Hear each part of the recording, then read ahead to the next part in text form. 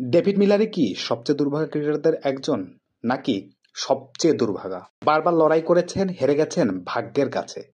ফাইনালের লড়াইও আবারও ঘটল একই ঘটনার পুনরাবৃত্তি। 2015 সালের বিশ্বকাপ সেমিফাইনালে নিউজিল্যান্ডের বিপক্ষে খেলেন 18 বলের 49 রানের ঝড়ো ইনিংস, কিন্তু ফলাফল ওই পরাজয়। 23 বিশ্বকাপের সেমিফাইনালে অস্ট্রেলিয়ার বিপক্ষে 101, কিন্তু দল হারল, পিথা গেল ইনিংসটি।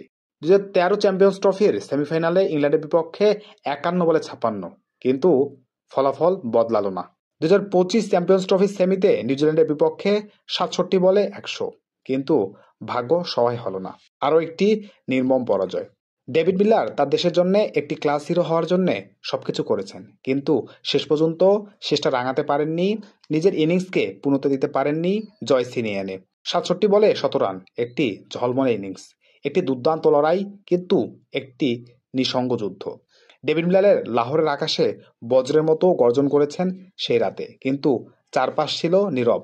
যে দলের জন্য তিনি প্রাণপাত করলেন, সেই দলই তাকে নিঃসঙ্গ করে দিল, হারিয়ে দিল বিশ্বমঞ্চে। ক্রিকেট ইতিহাসে এমন অনেক গল্পও লেখা আছে যেখানে এক যোদ্ধার বীরত্বে অন্ধকারে ঢাকা পড়ে যায় তার সৈনিকের লড়াইয়ের কথা। দক্ষিণ আফ্রিকার জন্যেও যে এমন এক চিরন্তন অধ্যায় লিখে রাখা আছে কে জানতো।